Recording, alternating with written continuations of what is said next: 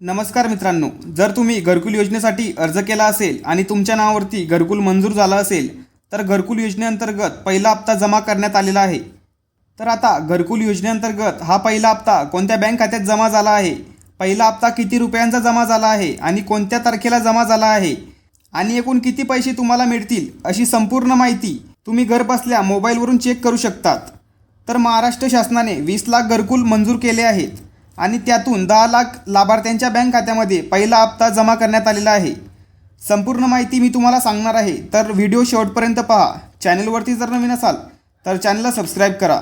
अशाच महत्त्वपूर्ण माहितीसह व्हिडिओ आपल्या चॅनलवरती येत असतात।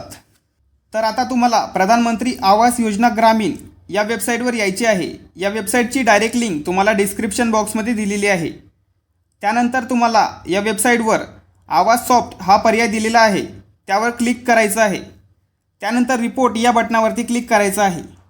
त्यानंतर ABC असे भरपूर कॉलम तुम्हाला दिसतील। तर F कॉलममध्ये जाऊन तुम्हाला beneficiaries registered account frozen and verified या पर्यायावरती क्लिक करायचं आहे।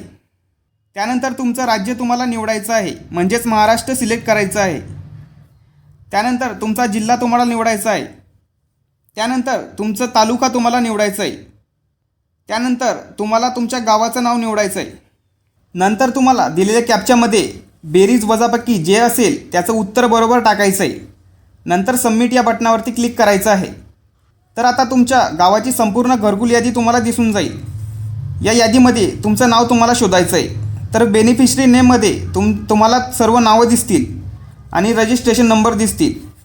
तर आता तुमच्या नावासमोरील रजिस्ट्रेशन नंबर तुम्हाला कॉपी करून घ्यायचा आहे। त्यानंतर वरती मेन्यू बारमध्ये स्टॉक होल्डर नावाचा एक पर्याय दिसेल, त्यावर क्लिक करा आणि IAY-PEM-AYG बेनिफिशरी यावर क्लिक करा।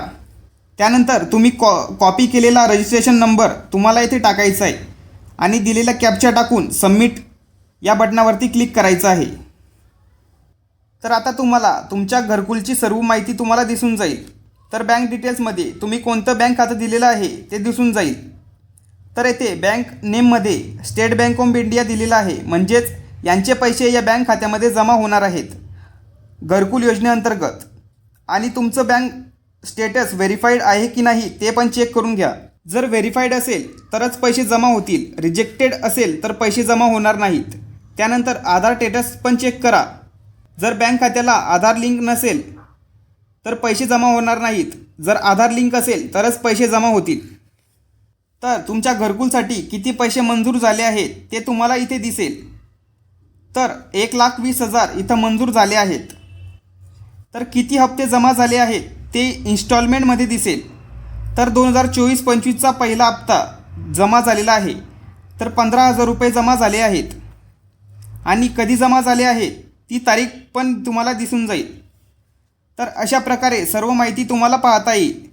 जर तुम्हाला ही माहिती पाहण्यास अडचण येत असेल तर कमेंट करा। महत्त्वपूर्ण हा व्हिडिओ सर्वांना शेअर करा। चॅनलवरती जर नवीन असाल तर चॅनलला सबस्क्राईब करा।